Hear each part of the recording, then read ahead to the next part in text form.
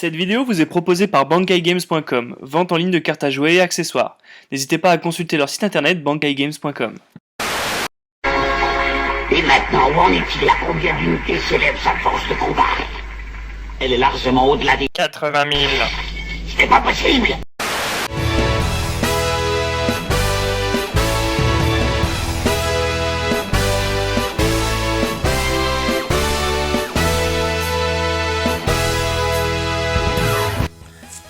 Bonjour à tous amis vanguardiens et amis vanguardiennes, nous revoici pour une vidéo spéciale sur Tachikaze et on va se poser la question suivante de savoir est-ce qu'on peut faire une loupe infinie façon Refros, c'est-à-dire une loupe qui va donner du power-up conséquent à ses colonnes, ou façon justement Néonectar avec Lisbeth qui permet d'avoir des colonnes à puissance infinie avec Tachikaze.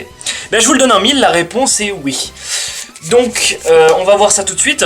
Donc comme beaucoup de loop stand trigger, enfin de loop infini, bah, je vais vous vendre la mèche. Elle repose en grande partie, voire en totalité, sur 4 stand trigger, donc qui s'appelle Koella Magnum. Donc alors c'est un stand trigger qui est sorti dans le Technical Booster, qui est passé relativement inaperçu, comme tout le reste de Tachikaze globalement. Mais voilà, en fait Koella Magnum, son skill est simple. Donc c'est que lorsqu'il est retiré durant mon tour, enfin durant le tour du joueur Tachikaze, on peut le remettre sous le deck, repiocher une carte et shuffle le deck en donnant plus 5000 au passage à une unité. Donc vous vous en doutez, la loupe elle est assez simple.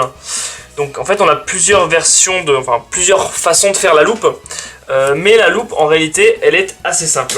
Elle consiste globalement à faire la chose suivante. C'est-à-dire à se démerder pour qu'il ne reste plus que 2 stand trigger Koella Magnum, je vais y arriver, dans le deck, et en avoir 2 en main.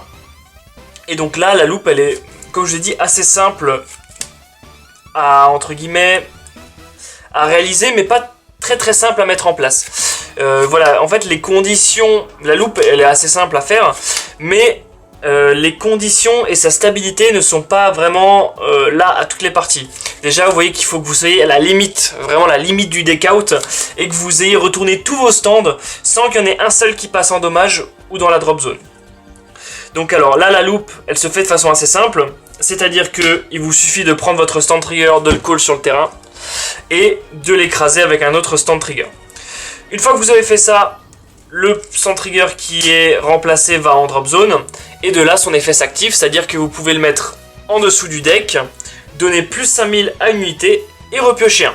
Comme vous n'avez plus que des stand triggers au deck, bon après vous devez bien sûr shuffle les 2 cartes de votre deck, mais comme c'est 2 stand triggers, après une fois comme vous n'avez plus que des stand triggers dans le deck, vous pouvez remplacer, renvoyer au deck, piocher, donner 5000, remplacer, détruire, renvoyer sous le deck, piocher, donner 5000, etc., etc., à l'infini. Alors, cette loupe, comme je l'ai dit, elle est assez simple d'utilisation, c'est-à-dire que vous n'avez pas besoin, comme pour Angel Feather ou pour Néonectar, de faire du tuto, de faire de la multidraw, etc. Il faut juste que vous soyez dans cette configuration qui est très difficile à atteindre, et de là, il vous suffit de call les uns sur les autres pour déclencher le power-up infini qui va booster justement vos unités. Et là où ça devient très intéressant, c'est que du coup, on a plusieurs combos possibles pour pouvoir justement jouer avec cette loupe. Déjà, je vous parlerai de Sarco Blaze, qui bien que son nom soit pas très encourageant, est un Silent Tome, donc qui vous permet justement, lorsqu'il est en gorge, donc lorsque vous sacrifiez une carte, de gagner le skill votre adversaire ne peut pas garder avec des grades 0. Alors là, bien sûr, où ça va être très rigolo, c'est que justement, en lui donnant power-up infini, vous avez une colonne qui est à power-up infini, que l'adversaire ne pourra pas garder avec des grades 0, donc de toute façon, lui, il pourra pas la garder tout court. Mais un tome, avec une puissance colossale, ça c'est toujours intéressant. Même dans la configuration là, bon là vous me direz, colonne infinie, donc il ne va pas la garder avec des grades 0 de toute façon. Mais si jamais vous arrivez à louper le stand trigger, pas à l'infini, mais un nombre de fois suffisante qui vous permet juste de mettre plus 30 000 à la colonne, ça peut être intéressant de pouvoir bloquer les grades 0 qui pourront justement permettre à l'adversaire de défendre. Et ça, c'est vraiment très intéressant. Après, vous avez justement des potentialités de jouer avec cette loupe. C'est-à-dire qu'une fois que vous l'avez réalisé, vous pouvez, avec souvent le deck Ancien Dragon, raid de votre Légion, et pouvoir après renvoyer, je sais pas, un stand trigger, un mate et un crit dans le deck, ce qui vous fait que votre deck est quasiment uniquement composé de stands. Et donc là, vous pouvez attaquer avec un Silent Tom à puissance infinie. Votre adversaire va décider de le garder peut-être avec un perfect. Vous attaquez avec Tyrannoquake. Et là, vous avez le double stand trigger qui tombe, qui permet de redresser vos deux colonnes qui auront puissance infinie si on dit qu'on loupe à cette fois le stand trigger. Même la Légion va vous permettre des choses plus intéressantes. Imaginons qu'on n'a pas forcément la configuration idéale, je dirais, pour déclencher cette fameuse loupe.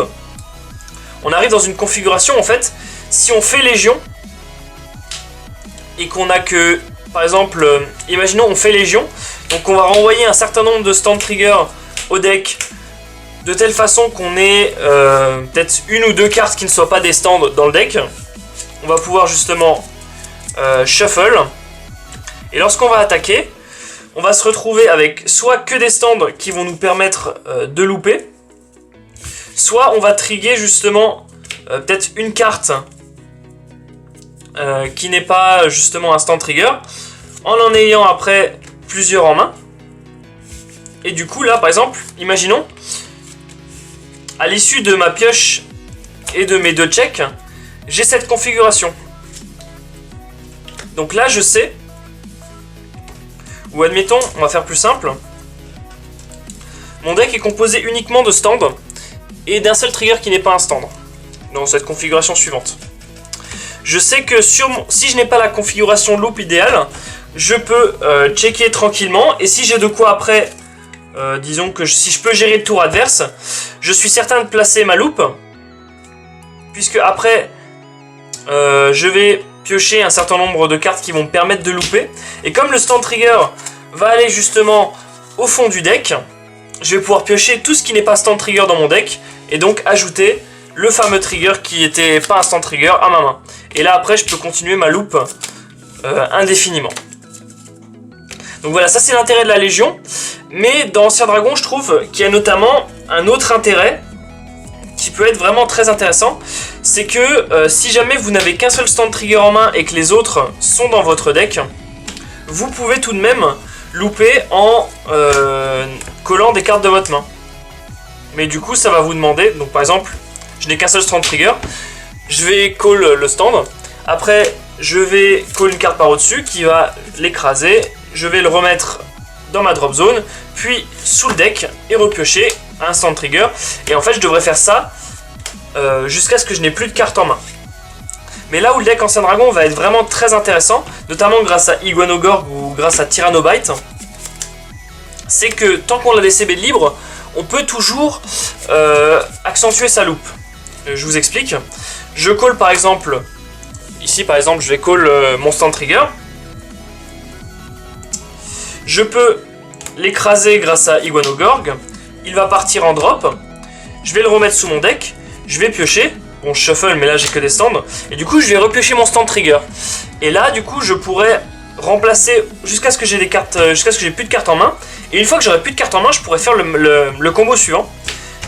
Je le place par au-dessus de mon Iguanogorg qui va donc être envoyé en drop. Son effet s'active lorsqu'il est envoyé en drop zone. Là vous ne voyez pas bien, mais son combo s'active lorsqu'il est envoyé en drop zone. Je peux payer 1 et le faire revenir. Je choisis de le faire revenir sur mon stand trigger qui va donc être écrasé, va aller en drop zone, va me faire piocher un stand trigger et je vais le recall. Iguanogorg va repartir en drop, il va revenir pour tuer mon stand trigger.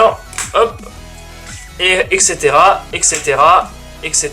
jusqu'à ce que vous n'ayez plus de CB de libre, mais arrivé à ça, vous aurez peut-être pu mettre un petit plus 10 000, un petit plus 15 000 sur une colonne, ce qui va vraiment être très très crucial à ce stade de la partie. Et là, rien n'empêche que vous soyez dans un tour, si on passe sur la configuration avant, que vous soyez sur un tour où vous êtes en mesure de refaire une légion, et donc là de refider votre deck avec d'autres triggers qui vont vous permettre justement de gagner la partie sur l'attaque de vos regards. Ou même si vous n'avez pas assez de cartes au deck, si vous n'avez justement que les deux stands et que vous les avez loupés jusqu'à avoir des colonnes infinies, vous pouvez décider de les remettre en drop zone et de refaire une légion derrière, ce qui vous donne le nombre de cartes au deck suffisant pour pouvoir faire un double check. Je dirais de pouvoir faire un double check tranquillement, on va dire. Et en fait là, ce qui va être aussi très intéressant, c'est que par exemple, on n'a même pas besoin de... On a juste besoin d'en envoyer un en drop zone, de faire une légion, de les remettre tous, et après avec Sarco Blaze, on va en écraser un qu'on va remettre dans le deck.